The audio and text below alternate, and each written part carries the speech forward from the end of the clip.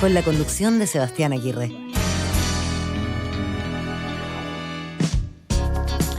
Estamos listos, seguimos adelante con la programación de Radio Pauta. Gracias por acompañarnos, bienvenidos a los que están sumándose a nuestra sintonía y nos acompañan aquí en Reunión de Pauta, nuestro espacio de conversación, de análisis, de debate también sobre los temas más importantes de estas últimas horas. Bienvenidos a la 100.5 en Santiago, 99.1 en Antofagasta, 96.7 en Valparaíso, también en Temuco, 96.7. Y bienvenidos a nuestro sitio web, a nuestro streaming en pauta.cl. Gracias por sumarse a nuestro espacio de hoy. Vamos a darle la bienvenida también a nuestros panelistas que ya están listos, conectados para comenzar la conversación de este miércoles 6 de octubre. Eduardo Olivares, periodista, doctor en Ciencia Política por la Universidad de Manchester, máster en Asuntos Internacionales de la Universidad de California, San Diego, editor general de Pauta, junto a nosotros. Eduardo, ¿qué tal? Hola, ¿cómo están todos? Muy buenas tardes. Bienvenido. También nos acompaña Nicolás Bome, economista, estudiante del doctorado en Economía por la Universidad de Massachusetts, director del Observatorio de Políticas Económicas, OPES. ¿Cómo estás, Nicolás? ¿Qué tal? Hola nuevamente. Muy bien, muchas gracias. Gracias por acompañarnos otra semana. Y Magdalena Mervilá, historiadora, directora ejecutiva de Red Cultural, también se suma a nuestro panel. Bienvenida de vuelta, Magdalena. ¿Cómo estás?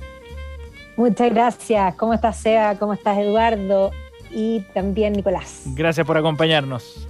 Bueno, con nuestro equipo y nuestro panel de los miércoles vamos a estar hablando de las rentas vitalicias, la discusión que se ha estado dando en torno a este instrumento. Pero antes de eso queremos hacer un pequeño paréntesis. Ese es el tema que tenemos planificado para el día de hoy, pero creo que no podemos escapar también a un asunto que se ha resuelto durante esta jornada en la Convención Constitucional y que ya ha generado amplia discusión, amplio debate, bueno, como tantas otras cosas que han salido de la convención en realidad, ¿no? Ha sido frecuente eso y cada semana hay algún tema que acapara la atención. En el día de hoy se aprobó la idea de un plebiscito dirimente. Cecilia Román en el despacho hace un rato en Pauta Final nos contaba, no son varios plebiscitos, es uno solo para abordar aquellos temas que sean seleccionados específicamente para someterlos a un plebiscito ante la ciudadanía. Básicamente son los temas que que no quedan zanjados porque no se alcanza el quórum de 2/3 en la votación de la respectiva de la convención. No serán todos los temas, habrá que hacer una selección también, según lo que nos contaba Cecilia Román, de acuerdo a lo que diriman los propios constituyentes. Tendrá un voto que será obligatorio para aquellos que están habilitados para sufragar. Sería voluntario para los jóvenes entre 16 y 18 años. Algunas características de esta reforma que de todas maneras requiere reformas constitucionales, de la Constitución de hoy me refiero, ¿no? Para ser bien precisos y súper claros en esto. O sea, hay que pasar por el Congreso para aprobar este asunto. Pero el debate está abierto. Desde los convencionales oficialistas han dicho que podrían ir a la Corte Suprema por el tema. Nicolás, ¿cómo ves tú esta discusión? ¿Te parece que era necesario establecer este plebiscito dirimente? Oye, primero a mí me engañaron. Yo pensaba ya que la semana pasada terminaba todo este tema de la discusión reglamentaria. Pero bueno, acá estamos seguimos. todavía. Ojalá que esta sea la última, para ir ya a lo que nos convoca. Sí, están cerrando ya. No, sí. yo creo que es una buena noticia. Creo que es importante, es muy positivo que estemos teniendo mecanismos de participación directa. Esta es una norma que se entiende como algo bastante acotado para las normas que alcanzan más de 3/5, y yo creo que es bueno preguntarle a la ciudadanía, sobre todo sobre aquellos temas en que igual va a haber bastante consenso al interior de la convención, Ajá. Pero que no se llega a este quórum tan exigente. Entonces yo creo que esto es un mecanismo que permite aún mayores niveles de democracia, aún mayores niveles de participación ciudadana, y por lo tanto yo creo que es muy positivo. Un detalle más para explicar y ser más precisos todavía. Se plebiscitarían aquellas normas que en una segunda votación en el Pleno no alcancen el quórum de 2/3, pero sí alcancen los 3/5, ¿ya? Ese sería el umbral. Entonces, si queda ahí entre ambos, se podría someter a plebiscito. Magdalena, ¿cómo ves tú esta idea? No, yo no lo veo positivo porque creo que una de las cosas fundamentales para poder construir realmente acuerdos y si pretendemos construir una casa, como dicen de todos, lo primero es respetar las reglas y las reglas estaban súper claras y básicamente lo que esto permite es que aquellas cosas que no se llega a acuerdo y por lo tanto que no se logra en el fondo aunar un acuerdo, un consenso común, se pase por esta otra vía y esto podría incluso llevar, y probablemente se los doy firmado que lo va a llevar, es a terminar, o sea, si esto se aprueba y todo esto sigue avanzando, a terminar incluso con el plebiscito de salida y por lo tanto se los doy firmado que eso va a ser así. Aquí lo que se busca con esa excusa de profundizar la democracia básicamente es utilizar la democracia para pasar una aplanadora. A mí me parece que es vergonzoso que no se respeten las reglas, o sea, las reglas estaban claras del comienzo y la convención tiene las atribuciones que tiene y no tiene más atribuciones que esa. Entonces, a mí me parece que sí, que lo justo y lo lógico y lo que corresponde es ir digamos, a tribunales al respecto. Ajá, Magdalena, aun cuando el Congreso de la República, no la Convención, aun cuando el Congreso apruebe esta idea y haga las reformas necesarias, ¿aún así te parece que es una mala idea? De todas maneras, porque el Congreso ha demostrado que es capaz de hacer todo lo que no corresponde y lo que no es ni siquiera bueno en el último tiempo. Por lo tanto, el Congreso, no porque defina que algo es ley, quiere decir que algo sea bueno. El Congreso hoy día está dispuesto a legislar incluso abiertamente, y de eso vamos a hablar en un rato más, el robo. Eduardo. Hay una conversación procedimental que tiene que ver con lo que dice Magdalena, que hay unas reglas del juego que también creo que se están torciendo. Esas reglas se pueden cambiar solamente en un lugar que es el Congreso, más allá de lo que diga la Convención. Y el Congreso puede cambiarlas, y en cuyo caso la Convención ya no estaría operando de manera, vamos a decir, fuera de norma. Aunque medio raro, porque empieza a operar fuera de norma. Parte por ellos. Y claro, y después como que se arregla en el camino. Pero más allá de lo procedimental, yendo a lo sustancial, creo que es una mala idea porque la democracia directa está llena de beneficios. ¿Okay? Y de hecho hoy día mismo aprobaron una indicación que apunta a que las personas puedan realizar indicaciones, ¿okay? Al texto constitucional, pero que eso, la ciudadanía pueda expresar a partir de miles de firmas, no recuerdo el número, 15.000. Creo que son 30.000, Sebastián. 15.000 creo que zanjaron al final. Voy a chequear el dato al tiempo. Ok, entonces eso llega a la convención para ser discutido dentro de una comisión y luego ser redactado de una manera tal que sea más armónica con el resto del articulado. Claro. Eso sí tiene sentido. Pero definir vía plebiscito dirimente creo que le hace un grave daño al paso previo, que era tratar de llegar siempre al máximo consenso posible, que eran los 2/3 definidos de antes. Sí. Entonces se transforma lamentablemente en un incentivo perverso para saltarse esa conversación consensual. Claro, y como un desincentivo, sí, efectivamente. Bueno, vamos a ver qué es lo que ocurre con esto, cómo se implementa también. Hay una serie de aspectos que hay que resolver. Como decíamos, tiene que pasar de todas maneras por el Congreso. Hay aspectos de tiempo también asociados, de cuánto tomaría organizar esto, cuánto podría retrasar finalmente la promulgación, o más bien el texto final, ¿no?, que tiene que entregar la convención. En fin, hay varios aspectos procedimentales que también son importantes. Seguro que habrá tiempo para analizarlo en los próximos días. Vamos al tema que nos convocaba para hoy. Lo que habíamos planificado en la pauta tiene que ver con esta idea que está contemplada dentro del proceso que se está llevando adelante en el Congreso para aprobar un cuarto retiro de los fondos previsionales. Se han levantado un montón de alertas sobre un punto en particular, sobre el cuarto retiro en sí mismo, muchas, pero en particular sobre un segundo retiro de rentas vitalicias. Es un anticipo en la práctica, que ya fue aprobado la semana pasada en la Cámara de Diputados. Esta semana se está tramitando ya en el Senado. Y los senadores han planteado claramente que esa es una idea que no comparten, ¿no? No están de acuerdo con esta idea de un segundo anticipo de rentas vitalicias. Lo ven como un asunto más delicado, lo están separando ahora, de hecho administrativamente, dentro de la Comisión de Constitución.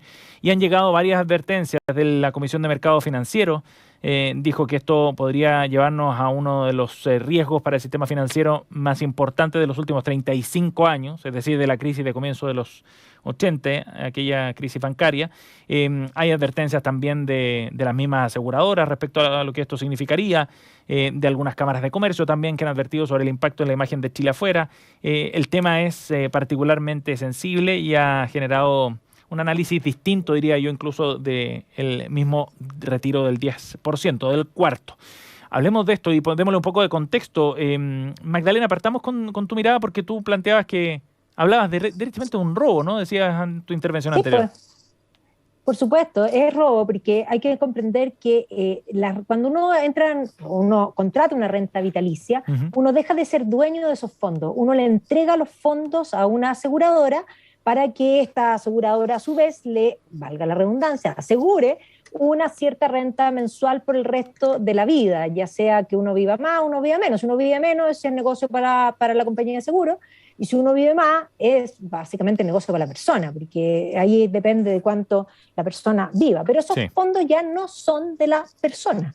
Y entonces no podría caber la opción de un retiro de un 10% de un algo que no es propio. O alguien podrá decir, bueno, pero es que la aseguradora le va a adelantar. Bueno, y si la persona se muere antes, no le va a pagar. ¿Por qué obligarían a una aseguradora en el fondo, a forzosamente no adelantar, sino que entregar recursos que le son propios de ellos? Por lo tanto, las personas no tendrían cómo reclamar esa plata no son de las personas. Y por lo tanto, por más que se legisle, y ahí está el punto, los legisladores pueden pasar que algo sea ley, no porque algo sea ley quiere decir que sea bueno ni que sea justo. Y ahí está el punto. Esto es legislar legalmente el robo. Eso es quitarle a alguien lo que no es propio, porque no son de las personas, son de las aseguradoras. Es obligar a las aseguradoras a incurrir en estos llamados adelantos, que no son adelantos propiamente tal. A diferencia del retiro programado, donde está ese fondo y desde donde efectivamente se está haciendo los adelantos de estos retiros del 10%, ¿no? Exactamente, es muy complejo y es tremendamente malo, no solamente como en sí, la regla en sí, sino que esto es malo para el país, porque muestra que Chile no cumple su palabra. O sea, nosotros somos un país pequeño, que dependemos mucho de todo lo que es el escenario internacional, el comercio internacional, y nuestro ranking en el mundo para nosotros es nuestra carta de presentación. Esto básicamente es ensuciar todo eso. Eduardo. Últimamente, algunas mayorías establecidas dentro del Congreso, lo voy a decir de esta manera, me han dado bastante vergüenza. ¿Okay? Creo que dan vergüenza. De la manera en que, escuchando argumentos, son incapaces luego de votar acorde con esos argumentos. Por un lado, porque una cosa es que tú no sepas y está bien, pero si te están diciendo que viene el tsunami, y aún así te haces que la población se quede esperando en la playa, creo yo que es para que a uno le dé vergüenza de cómo algunas personas están legislando. Si tienes certeza de que algo como los retiros puede provocar un daño, o algo como lo que se denomina los anticipos de rentas vitalicias, es efectivamente expropiatorio, y lo que dice Magdalena respecto al robo, me lo voy a quedar pensando un buen rato, porque las expropiaciones son legítimas en un Estado, pero siempre vienen acompañadas de una indemnización que tiene que ser calculada. En este caso no la veo, no hay una indemnización. Entonces, efectivamente, creo que en esta ocasión el lenguaje de Magdalena comienza a acercarse a lo que yo también podría estar esperando o caracterizando esto que ella delinea. Y me ha costado harto Magdalena, ¿eh? Va a estar de acuerdo conmigo. Lo sé. Pero creo que lo que esto nos revela más de fondo, más allá del efecto específico de la renta vitalicia, es que ha habido una manera de legislar que se ha alejado de los componentes técnicos que son además provistos por los propios asesores que los mismos parlamentarios tienen. Yo sé que tiene que haber una cercanía, y está bien que así sea, del parlamentario con sus electores. Tiene que ser así y está bien. Pero también hay una responsabilidad de ese parlamentario con el bien común y con el futuro de sus propios electores, porque puede haber cuestiones que al representante se le entregan, ¿okay? Se le entrega una responsabilidad para que él saque a cargo tiempo completo de eso. Mientras que el elector de alguna manera tiene que llegarse a su vida y tener fe en que el representante va a hacer las cosas correctas, porque tiene más información. Y en este caso creo yo que eso no ha estado sucediendo. Y esto recorre a todos los sectores políticos. Nicolás. Sí, yo, primero, este concepto de un robo, yo creo que esto no tiene que ver con un robo. Un robo es algo que de partida es ilegal. Acá lo que se está haciendo es que se está cambiando la Constitución. Un robo es, por ejemplo, la gente que evade impuestos utilizando los paraísos fiscales, ya que está tan de moda el tema de los Pandora Papers. Esto no es un robo, pero no porque no sea un robo no es algo incorrecto o algo injusto o algo negativo que no debiese aprobarse.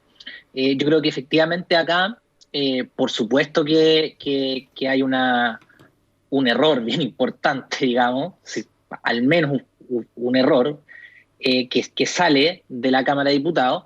Afortunadamente ahora todavía hay un trámite pendiente en el Senado. Yo espero que esto, digamos, no salga así como salió de la Cámara de Diputados, porque efectivamente esto generaría problemas en el mercado financiero que no son deseables. Y efectivamente acá, digamos, no es actuarialmente justo lo que se está planteando, porque se genera un anticipo que luego no puede ser devuelto bajo las condiciones que la ley establece. Entonces, efectivamente, creo que es algo que hay que corregir. Nicolás. Ahora, yo creo que... Sí.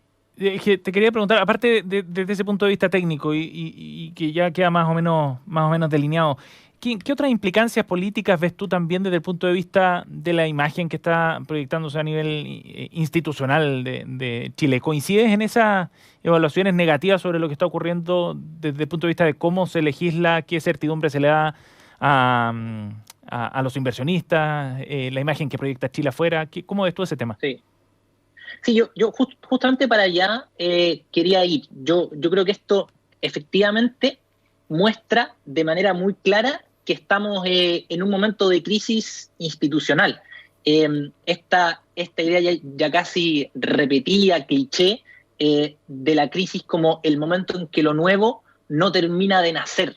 Estamos en un momento en que yo diría las reglas del juego del pasado, que nos acompañaron durante toda la transición, se han resquebrajado absolutamente. Yo diría que teníamos una institucionalidad política en que los poderes económicos mandaban fuertemente, dictaban qué es lo que se podía y qué es lo que no se podía hacer, y había una serie de mecanismos, ¿cierto? Al principio de los 90, la amenaza del dictador de volver, pero luego otros mecanismos como por ejemplo un consenso ideológico muy fuerte, el control de medios masivos de comunicación, la opinión de ciertos, digamos, cuadros técnicos que eran muy importantes a la hora de que las coaliciones tomaran decisiones, y finalmente todo el tema de la Constitución y de las diferentes leyes de amarre que había.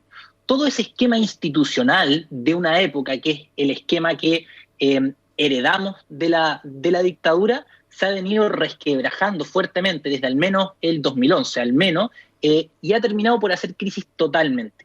El problema es que estamos en un momento en que lo nuevo no termina de nacer. No ha emergido todavía completamente el sistema político post-transición, digamos. Y por lo tanto, yo diría que los representantes políticos hoy día no tienen, digamos, no hay un esquema de incentivos que permita que se eviten este tipo de decisiones como la que acabamos de ver. Sí. Yo creo, y soy un poco más optimista respecto a que, yo diría, empezando ya por el día después de la segunda vuelta presidencial, el 19 de diciembre va a empezar a emerger ya este nuevo sistema político. Esto va a tomar tiempo, hay una transición más o menos larga, porque estamos además escribiendo la nueva Constitución, pero yo creo que efectivamente vamos a transitar hacia una normalización de la situación política. Eso va a implicar que también errores como el que se cometieron esta semana creo que va a ser más difícil que se cometen en el futuro. Yo creo que esto es muy propio de la crisis que estamos viviendo. Magdalena. El problema es que mientras estamos en la crisis uno va mostrando internacionalmente ciertas posturas, y ahí el punto está en que el mundo internacional no tiene por qué entender que tú estás en una crisis. Las reglas tienen que existir, las personas tienen reglas para constituirse en sociedad, porque ahí podríamos decir también que la sociedad como tal es un constructo, y ese constructo se sostiene sobre reglas, y por lo tanto mientras emerge el otro orden, que por lo demás no ha demostrado ser muy acorde con lo que es la visión del mundo internacional en general, pero mientras emerge eso, no puede ser que el país se tire por la borda y todo lo que se ha construido. O sea, esa retórica de que todo lo anterior era malo y que todo lo nuevo va a ser bueno es el primer gran error. Bueno, pero ese es el primer gran error. Y yo no digo que tú lo digas, yo digo que la retórica lo dice. ¿Ya? La retórica dice eso, la retórica pretende ser refundacional. Y esa retórica refundacional es muy perversa, es muy adolescente. Los adolescentes son los que crecen de pronto mirando a los padres y considerando que todo lo que hicieron los padres está malo porque ellos lo van a hacer todo bien. Esa actitud adolescente nunca termina bien. Y ese es un gran problema que tenemos hoy día como país. Hay que entender que más sabe el diablo por viejo que por diablo, y que de alguna manera estos no solo 30 años, porque cuando uno dice en este último tiempo el mundo empresarial, no en este último tiempo, en la historia entera, los poderes fácticos, que ya sean económicos, políticos, siempre han jugado. El que no entiende eso quiere decir que no sabe dónde está parado. Por lo tanto, sí, las fuerzas tienen que conjugarse, de acuerdo, tiene que haber una mayor participación, pero pretender de que eso se destruya totalmente es absolutamente iluso. O sea, no es así, porque el poderoso siempre va a tener una voz que de alguna manera va a tratar de roncar. Y es muy simple, aquellos que si el orden aquí se desarma, y se desarma totalmente, hay que comprender que aquellos poderosos no se van a ver perjudicados. Eduardo. Se van a ir. A ver, estamos hablando también de lo que está pasando en el exterior, y yo, para que el auditor también tenga un dato adicional, plantearía que debido a esto que estamos conversando, en buena medida, los cambios de reglas, las decisiones que se toman sin base técnica, las determinaciones de algunos grupos políticos que un día dicen A y el día siguiente dicen B, y después dicen entre A y B, y vamos a ver ahí en el camino que se hace, tienen como consecuencia que quien quiera estar, por ejemplo, solicitando un crédito hipotecario, y hace un año la tasa podía estar cercana al 2%, hoy día tiene una tasa de crédito hipotecario superior al 3%. ¿Okay? Ahí ve usted una consecuencia práctica, lógica. No voy a decir que de 100% vinculada con esto, pero diría que en su mayor cantidad está vinculada con esto que estamos viviendo hoy día en Chile.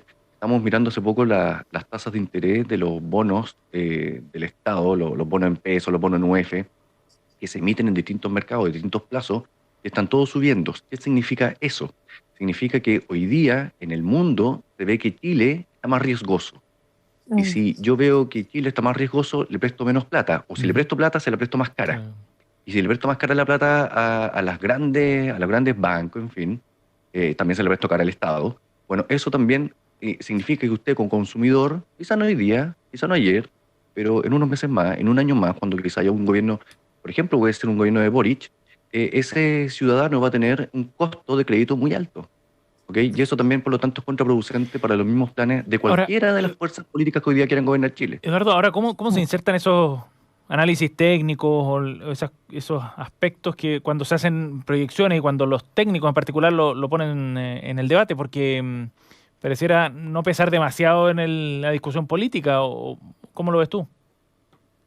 Bueno, es parte de la vergüenza que provoca. Yo solamente voy a plantear que cuando se habla de los técnicos, hay un error que suele cometerse, y se plantea que los técnicos son todos iguales. ¿Okay? Los técnicos todos tienen visiones distintas también. ¿Okay? Usted junta a 10 técnicos y van a tener todo un modelo diferente y van a llegar a conclusiones diferentes también. Pero en general hay unos consensos que los denominados técnicos, que son personas que se han dedicado a estudiar esto por mucho tiempo, eso es una definición de un técnico en distintas áreas y disciplinas, sostienen. Habrá algunos que se desvían de eso. Y aquellos que se desvían, de pronto son los super iluminados y los profetas y revolucionan todo el mundo, o la verdad lo único que hacen es estropear todo el resto. Y lo que vemos hoy día es que lamentablemente esas sugerencias de quienes se dedican a estudiar esto, el mismo Nicolás Bomi, que se dedica a estudiar la economía, por ejemplo, de manera seria, no son suficientemente escuchados, y eso hace que por lo tanto las decisiones no sigan lo que él plantea, y el día de mañana personas como él van a tener que arreglar los problemas que desde el punto de vista político se hayan realizado. ¿Cómo es ese aspecto, Nicolás, el de los técnicos en este debate? O sea, yo creo que efectivamente es cierto que la mayoría de los economistas no nos gusta mucho esto de los retiros. Eso es algo bien claro. Lo mismo también con el tema del anticipo de las rentas vitalicias. Ahora, yo creo que acá hay un punto de fondo, porque cuando hablamos hacia el futuro y decimos, bueno, el incremento de las tasas de interés, la posición de los inversionistas, lo que va a pasar con el crecimiento, claro, o sea, todo eso son puntos de preocupación, pero lo que no podemos desconocer es que si estamos en la situación que estamos actualmente es porque hubo un estallido social, no es por la decisión del parlamentario A, B o C. y este estallido social responde a causas muy profundas y muy estructurales. Y no podemos desconocer tampoco que este estallido social ocurre durante un gobierno de derecha. Y por lo tanto, esta idea que a veces como se desliza, que es como que quienes plantean una cierta refundación o al menos ciertos cambios estructurales son quienes traen mayor inestabilidad. Yo diría que en este momento específico de la historia de nuestro país, necesariamente volver a ciertos niveles de estabilidad política, estabilidad económica, implica hacer reformas muy profundas. Uh-huh. Y lamentablemente, yo creo que hoy día eso la derecha, particularmente, incluso algunos sectores que vamos a llamar los vivos de la concertación, o Corea del Centro, por ahí, como le llaman en Twitter, no han entendido esto. Y por lo tanto, en vez de generar una apertura mayor y decir, bueno, discutamos qué cambios hay que hacer, sí, qué nuevas reglas del juego hay que establecer, tienden a parapetarse. Nicolás, ahora... yo creo que hay que partir de la base que hay que hacer cambios profundos, si no, esto no va a funcionar y no va a volver a haber estabilidad institucional en el país. Esa lectura la pueden hacer políticamente de manera interna, quizás otros sectores, pero ¿qué pasa con los inversionistas, por ejemplo? Es que yo creo que eso es lo mismo. O sea, a ver, tendrían que hacer la misma lectura, como asumir cierto costo de este parto, como lo mencionabas tú, ¿no? De lo nuevo que está por nacer, pensando en que esa estabilidad social les dará algo más a futuro, digamos. Yo creo que hoy la actitud racional de un inversionista, de alguien que quiera hacer negocio y decir, sí, efectivamente, voy a tener que pagar un poco más de impuestos, voy a tener que subir un poco los salarios, pero efectivamente ese inversionista también gana cuando generamos condiciones de paz social, cuando generamos un nuevo pacto tributario, cuando el Estado se pone estratégicamente a decir, por ejemplo, hay que incentivar y hay que caminar hacia una transformación productiva verde, y por lo tanto yo creo que esos sectores también tienen que mostrar mayor apertura. Efectivamente, las condiciones de la fiesta de los 90, en que evadían impuestos como querían, eso ya no es posible simplemente, y hay que avanzar hacia algo distinto, y yo creo que tienen que entenderlo así también. Magdalena.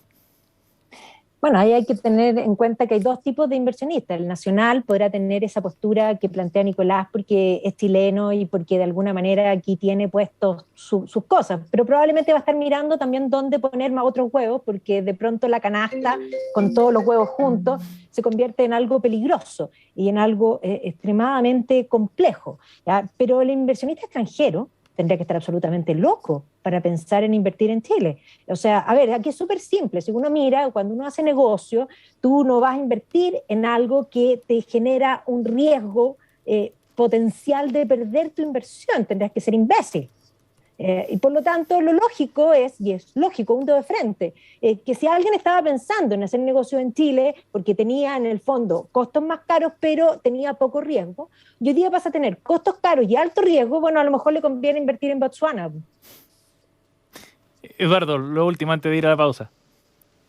Mira, el tema puesto así también es interesante, pero claramente es más complejo. Botswana quizás no va a tener bueno, tiene cobre. No, pero es que para tomar Botswana es bien parecido a Chile.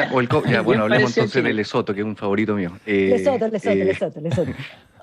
Bueno, está bien, sí entiendo que es un ejemplo, pero lo que digo es que los inversionistas extranjeros hoy día, de hecho, como pocas veces antes, están sometidos a harta variabilidad, no solamente en Chile, sino que en muchísimos países. La verdad es que hoy día es bastante difícil para un inversionista decidir dónde meter la plata. Y eso también es cierto, hay que incorporar ese factor. Yo creo que es justo decirlo que en Estados Unidos, por ejemplo, también hay muchas dudas acerca de dónde va este país, porque este país está siendo azotado por dos polos, el de izquierda o el radical de derecha. Entonces la verdad es que también tenemos aquí problemas. Pero en definitiva, yo creo que aquí lo relevante, y para tomar lo que decía como tema de fondo Nicolás, es cierto que puede haber un cierto consenso de cambio de paradigma, y eso es discutible.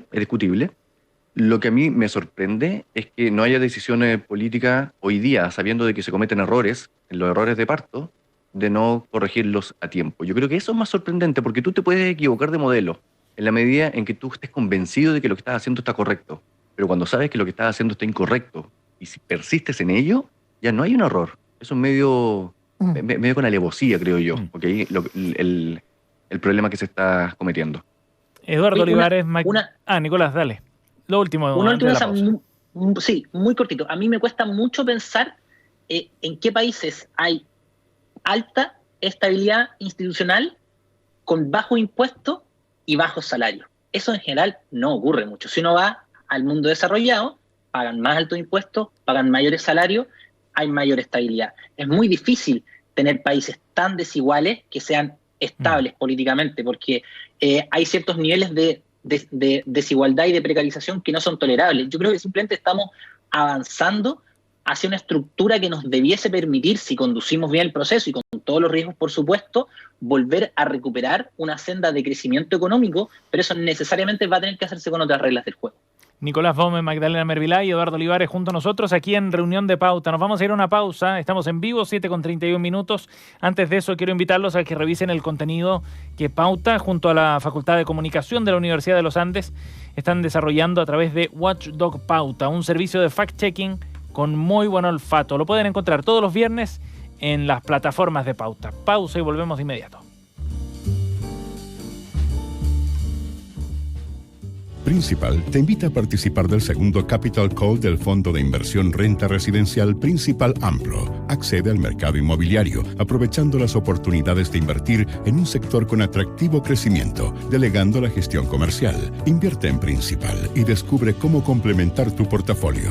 Principal, experto global en inversiones. Los valores de las cuotas del fondo son variables. Infórmese de las características esenciales de la inversión en este fondo, las que se encuentran contenidas en su reglamento interno. Aerocardal, la empresa de aviación privada más grande y segura de Chile.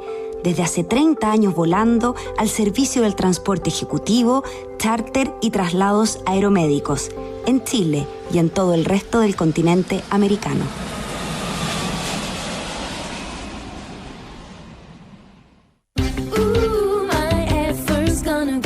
Sabes que hay muchos ingenieros especialistas, ¿verdad? Ingenieros industriales, ambientales, comerciales, informáticos, agrónomos. Y sabes que hay muchos bancos, pero hay bancos y bancos. Banco Internacional es un banco especialista, con soluciones precisas y a la medida, porque si de tu empresa se trata, es tu mejor elección. Banco Internacional, expertos en banca empresa. Contáctanos en bancointernacional.cl o al 600-363-5000. Infórmese sobre la garantía estatal de los depósitos en su banco en www.cmfchile.cl.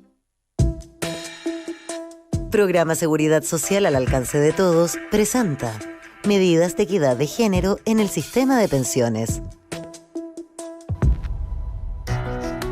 Por motivos tales como un menor salario, lagunas previsionales e inserción laboral tardía, las mujeres en Chile tienen menores pensiones en promedio que los hombres. El Estado ha buscado ciertas correcciones con algunos instrumentos. Bono por hijo nacido vivo. Se otorga a la mujer por cada hijo nacido vivo o adoptado al cumplimiento de los 65 años. Acceso al seguro de invalidez y sobrevivencia. Si no está pensionada, puede acceder a este beneficio hasta los 65 años. Compensación por nulidad o divorcio. Corresponde al traspaso desde el cónyuge compensador al compensado de hasta el 50% del saldo de la cuenta de capitalización obligatoria acumulada durante el periodo de vigencia del matrimonio. Conozca más acerca de este programa en www.ciedes.cl. Esta es una iniciativa financiada por el Fondo para la Educación Previsional, FEP, administrado por la Subsecretaría de Previsión Social del Gobierno de Chile. www.previsionsocial.gov.cl. Todas las tardes, de lunes a viernes a las 8 p.m., Christian Warnken nos invita a pasear con él y con sus invitados en su jardín. Media hora de conversaciones y reflexiones. Una invitación a regalarnos una pausa en medio del tráfago de todos los días. No dejes de escuchar los sonidos y palabras de Desde el Jardín en Radio Pauta. Actualidad, conversación y análisis con punto de vista. Estás en Reunión de Pauta. Sí, estamos de vuelta, 7:34 en vivo, y con nuestra efeméride, con la que abrimos siempre nuestro segundo bloque. Día 6 de octubre, y recordamos lo que ocurrió hace 11 años, el 6 de octubre del 2010. Apareció Instagram, esta red social que, si bien nació como un espacio para compartir solamente fotos en un formato cuadrado bien particular, ha ido evolucionando hasta transformarse en un producto completamente distinto una plataforma no solo como red social, sino comercial también bien importante. Ahora lo más importante además de Instagram son los videos. Esta red fue creada por Kevin Systrom y Mike Krieger, programador y ingeniero respectivamente, que vivían en la bahía de San Francisco. Fue pensada como una aplicación disponible solamente para iPhone, que permitía además aplicar una serie de filtros en un momento en que estaba recién comenzando esto de las fotografías en teléfonos inteligentes. Era una aplicación más bien de edición, pero hoy día se ha transformado en una aplicación tremendamente exitosa, al punto que Facebook la adquirió después. Hoy día estamos recordándolo en nuestra efeméride de hoy aquí en Reunión de Pauta. Oye, un apunte nomás con eso. Sí, hoy día Instagram está en el centro, ¿verdad?, de la noticia, dado lo que ha reportado el Wall Street Journal, a partir de unas informaciones, unas filtraciones de informes internos de Facebook proporcionados por una informante, claro, Frances Hogan. Y ella, raya para la suma, lo que está diciendo es que Facebook sabe que Instagram, por ejemplo, es adictiva. Y Facebook sabe, a partir de sus propias informaciones, esto no es que alguien le dijo, que esto lleva a que algunas conductas de adicción, sobre todo, perjudican a las adolescentes, que puedan terminar, algunas de ellas, con casos de anorexia. Sí, fueron impactantes las revelaciones, las analizamos en un programa la semana pasada de Reunión de Pauta, porque planteaba básicamente una alevosía, digamos, en el actuar de Facebook bien impactante, pensando en la escala además en la que opera Facebook, que es un tema bien relevante. Estamos junto a Eduardo Olivares, Nicolás Bome y Magdalena Mervilá aquí en Reunión de Pauta, y vamos a ir a nuestra sección de las noticias coladas. Y me gustaría vincular esto, lo que nos plantea Magdalena Mervilá, con lo que hablábamos también en el primer bloque. Entel repartirá cerca de 260 millones de dólares entre sus accionistas y se suma a la ola de reparto de dividendos corporativos. Una nota que trae el Diario Financiero, Magdalena, sobre un tema que ha sido bien analizado también, las decisiones que están adoptando distintas empresas de repartir sus utilidades. Bueno, esto se junta con lo que estábamos hablando antes, que hay que tener dedos de frente, nomás, súper simple. O sea, frente a la incertidumbre tú no vas a invertir. Y ese es el gran problema y el gran drama que se viene sobre Chile. Chile era un país donde se reinvertía, donde de alguna manera habían confianzas, tanto nacionales como internacionales, que las cosas iban a funcionar. En Chile se cumplían las cosas. Si hace 2 años atrás alguien hubiese dicho que iban a echarle mano a los fondos, a todo el ahorro individual que las personas habían establecido para sus pensiones futuras, yo habría contestado, no, en Chile eso no puede pasar. Chile es un país serio, pero Chile no es un país serio. Y por lo tanto, en Chile es el único país donde vamos por el único cuarto y único retiro. O sea, ya cuando tú dices el único cuarto, tú me estás molestando, porque eso no es un país serio. Eso suena como suena exactamente a eso. Solamente eso. No, pues. Entonces, en Chile no se cumplen las palabras. Y evidentemente que hay que tener en cuenta que las personas que hacen negocio los hacen para ganar dinero. ¿Ya? Y por lo tanto, cuando las condiciones se hacen de ganar menos dinero, deciden no reinvertir y llevarse, y la gente se está llevando la plata chorro para afuera. Y por supuesto, habría que ser imbécil. Si alguien tiene plata y no la saca para afuera, hay que decir que es un imbécil. Quiere que lo expropien, porque eso es lo que se está viniendo, porque todo este cambio institucional no solo va para cambiar el modelo que se propone como alternativa, es un modelo que ha fracasado profundamente en todas partes. Por lo tanto, no es algo nuevo, es algo muy viejo bajo el sol. Nicolás. Entonces, 2+2=4. Bueno, o sea, yo creo que depende de qué definamos por serio. La verdad, cuando vemos al país de los 90, en que básicamente pagaba impuestos el que quería, o cuando vemos que una ley como la ley de pesca, por ejemplo, nació de las oficinas de los incumbentes, yo no sé qué tan serio es eso. Ahora, respecto a la decisión de Entel, al menos lo que salía en la nota del Diario Financiero respondían más bien a factores internos del negocio, ¿no? Era un poquito forzada esta asociación que se hacía con las condiciones políticas, al menos en la decisión de Entel. Yo no veo tampoco que Entel, una empresa de telecomunicaciones que va a seguir vendiendo planes de celular y demás, sea particularmente una de las empresas que enfrenta demasiados riesgos de ello a la incertidumbre política. No es la única en todo caso, Nicolás. También sí, por eso CCU, Cencosud, hay varias que han hecho el mismo anuncio. Sí, claro, repartir utilidades en vez de invertir, básicamente. Sí, hay que ver hasta qué punto esto es realmente algo generalizado. No lo descarto, pero creo que tampoco tenemos certeza de eso. Para eso, de partida, hay que esperar a seguir viendo cómo vienen las cifras de inversión en las cuentas nacionales. Ahora, hay que decir que no es que en los últimos 20 años, antes del estallido social, digamos, las tasas de inversión en Chile eran muy altas. Por el contrario, un problema es que estábamos pegados con una tasa de inversión en torno a 20, a 22 puntos del PIB, cuando un país, si quisiera desarrollarse, deberíamos estar más cerca de 30 puntos del PIB. Entonces, efectivamente, hay problemas estructurales que hay que resolver, uno de los cuales es que hay que elevar las tasas de inversión respecto a lo que hemos observado en los últimos 20 años. Eduardo. Uno de los problemas que tenemos siempre es que exageramos todo. Los últimos 30 años fueron nefastos, o los últimos 2 años solo de un país poco serio. Y yo creo que hay para repartir la verdad entre la seriedad y la comicidad, hay que repartir en todas las décadas. Y respecto de la tasa de inversión, solamente va a ser el punto, uno de los elementos importantes de una tasa de inversión es que tenga una alta tasa de ahorro. Y la tasa de ahorro privada, con los desembolsos que hemos tenido de los fondos de pensiones, va a ir en contra de aquel propósito de elevarla, que es cierto que ha estado pegada, la tasa de inversión en Chile, y es un grave problema. Ya ha estado pegada también la tasa de productividad, también ha estado pegada, y así otros factores que curiosamente han sido estructuralmente muy difíciles de enmendar con muchas políticas públicas que se han implementado a lo largo de este último par de décadas, incluso, ni siquiera para hablar de los 90. Bueno, y lo que nos refleja los dividendos, el reparto de dividendos, es que los agentes económicos toman decisiones a partir del propio beneficio, y eso es parte de la vida, lamentablemente. Y eso lo hace toda la persona en sus casas, ¿okay? No es misterioso para nadie. Sí. Y sea cual sea el gobierno, en todo caso tendrá que enfrentar este tema, el de la inversión, ¿no? Y de generar las condiciones para esa inversión. Vamos a otro tema. Nicolás Bome nos invita a hablar de una de las aristas, de las tantas que hay a nivel internacional, de los Pandora Papers. Según publicó el diario El País de España, la Congregación de los Legionarios de Cristo ha acumulado más de $295 millones en paraísos fiscales, Nicolás. Sí, bueno, primero yo creo que es muy interesante todo esto que está pasando con los Pandora Papers, más allá obviamente de la discusión local respecto a nuestro presidente.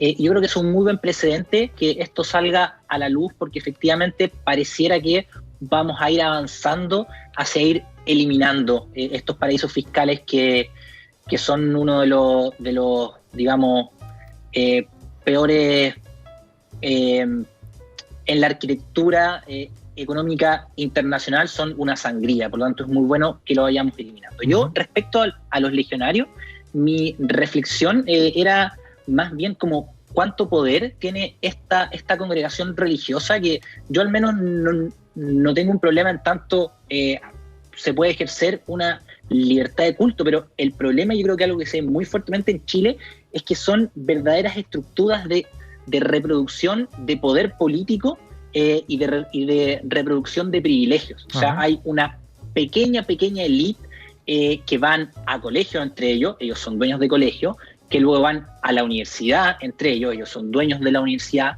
Finisterrae, que se reparten las pegas y que por lo tanto generan una lógica muy cerrada de autorreproducirse como élite, y a mí me parece bien notable que esto lo hagan bajo, digamos, una fachada de ser una organización que se define en términos religiosos. Yo no pongo en duda su credo, pero creo que es muy complejo que esto se preste para esta verdadera estructura de reproducción de poder político y de desigualdad, finalmente.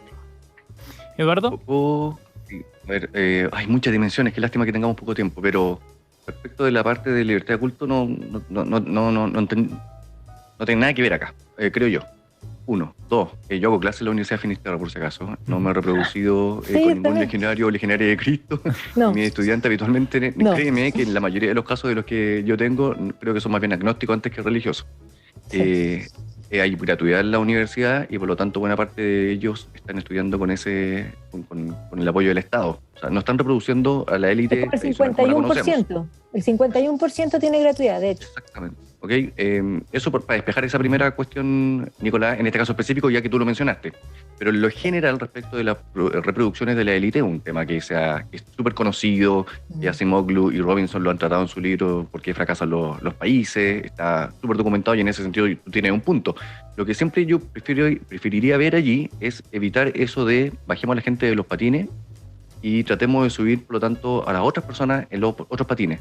No es que formemos nuevas élites, pero sí tratemos de nivelar las canchas más para arriba, de tal manera que las élites que tú mencionas dejen de ser tan influyentes en las vidas y pasen a ser más bien anecdóticas. Ese sería un ideal. Y por último, creo yo que hay un problema con ese reportaje, regla de 3 nomás, ¿ok? Porque se habla de paraísos fiscales, sí. Nueva Zelanda no es un paraíso fiscal. Lo que tiene Nueva Zelanda es que tiene bajo impuestos, impuestos de hecho, impuesto cero a la ganancia de capital, pero eso no es un paraíso fiscal y creo yo que ya de entrada tenía un problema ese reportaje. Magdalena. Sí, yo lo único que quiero agregar, que me sumo a todo lo que dijo Eduardo en general del reportaje, pero a mí no me asombra nada esto porque, bueno, yo soy historiadora y religión y política han estado siempre unidas. Y yo siempre cuando enseño digo, bueno, la iglesia es humana y también divina, ¿ya? Y es más, el que no entiende que religión y política han estado unidas no entiende las guerras de religión, no entiende nada, porque las guerras de religión son mucho más políticas que religiosas, ¿ya? Y así suma y sigue, o sea, es realmente impresionante. Hay un libro fabuloso, yo sé que este no es el momento de recomendar, pero voy a aprovechar de hacerlo porque tengo otra recomendación para después.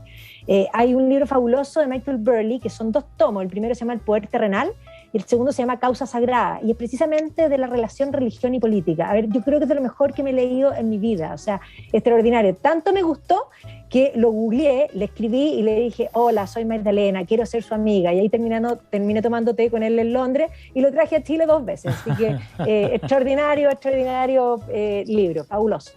Buena recomendación para complementar el análisis sobre este tema. Eduardo Olivares también nos invita a hablar de otro tema. Vamos a tu noticia colada, Eduardo. Un profesor del Departamento de Ciencias Geofísicas de la Universidad de Chicago durante los últimos 10 años, Dorian Abbott, tuvo que cancelar una conferencia de ciencia pública en el MIT. La razón, una multitud de indignados, Eduardo, en Twitter. Cuéntanos sobre el tema, un asunto que hemos hablado yo creo en otros momentos también. Hemos hablado de esto, pero es bueno hacerlo porque yo creo que esto cada vez lo vamos a ver mucho más en Chile, mucho más. A ver, en resumen, tú lo acabas de decir, lo que sucedió es que Dorian Abbott, junto con un chileno, creo que es Nicolás Marinovich, que hace clases en Estados Unidos, ellos escribieron una columna en que decía, miren, en Estados Unidos tenemos un sistema actual de ingreso de las personas a la universidad que intenta quitar factores raciales o demográficos de la ecuación y como queremos hacer eso, estamos disminuyendo la importancia que le damos al puntaje de corte. Entonces, en vez de importar qué puntaje sacaste en la prueba de aptitud académica, PSU, lo que sea, de transición, de eso vamos a ser ciegos y vamos a hacer que mucha más gente, sobre todo personas, ¿verdad?, negras, latinas o de estratos sociales inferiores, entren sin importar cómo les fue en el colegio. Y eso tiene un sentido que tiene que ver con que esas personas han sido generalmente desfavorecidas. Eso es verdad. Lo que ellos plantean es que por hacer eso, sin embargo, se ha caído también en un extremo en que las personas que llegan no necesariamente están aportando conocimiento. Bueno, esa fue una columna que escribieron y lo hicieron en ese sentido. Pero esa columna generó tal problema que él no canceló nada. Le cancelaron la charla que él iba a dar. ¿Y sabes lo más atroz de esto? Es que el hombre iba a hablar una charla científica sobre el cambio climático y los sistemas extrasolares, los planetas extrasolares, que no tienen nada que ver ni con teoría crítica de raza, ni con feminismo, ni con nada de lo que uno podría habitualmente vincular con aquello. Es por haber dado una opinión diferente. Bueno, el tema ya lo hemos visto en todo caso en otras discusiones allá en Estados Unidos y habla de una cultura, de una cierta cultura, así lo plantean algunos por lo menos. Nicolás, es la cultura del woke, se le llama cultura del woke. Esto es que la gente como que... De la cancelación. La gente que despierta, que está consciente de que hay racismo y todo tiene que codificarlo desde el punto de vista racial, por ejemplo. Nicolás, ¿qué tal? ¿Cómo ves tú este tema? Yo, la verdad, acá no tengo una opinión demasiado clara.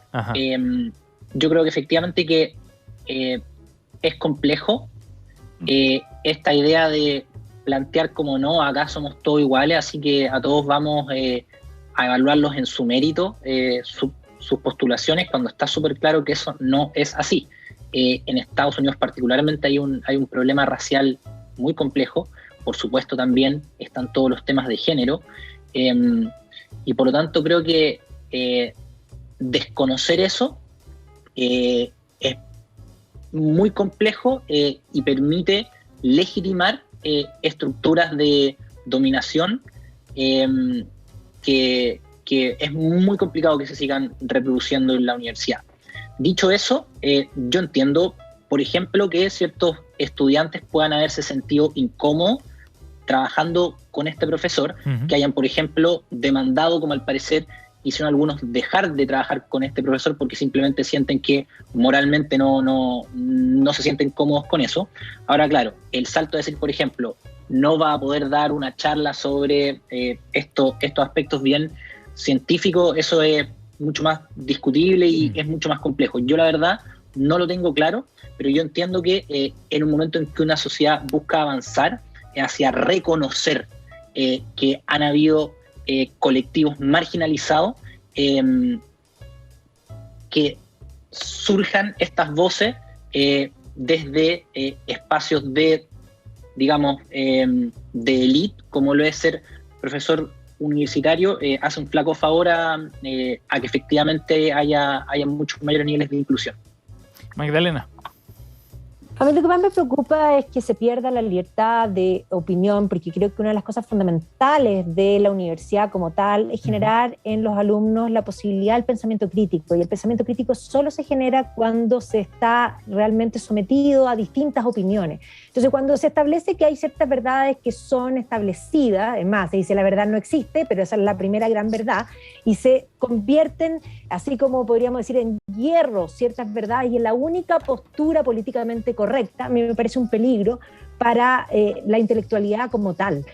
Creo que se pierde el debate, se pierde la riqueza, se pierde realmente en pro de una supuesta diversidad, se pierde la diversidad misma, que implica también que somos todos únicos e irrepetibles, no solamente en estos pequeños colectivos, que hoy día se trata de resumir que las diversidades se dan y se agrupan en colectivos. No, somos tan diversos como personas.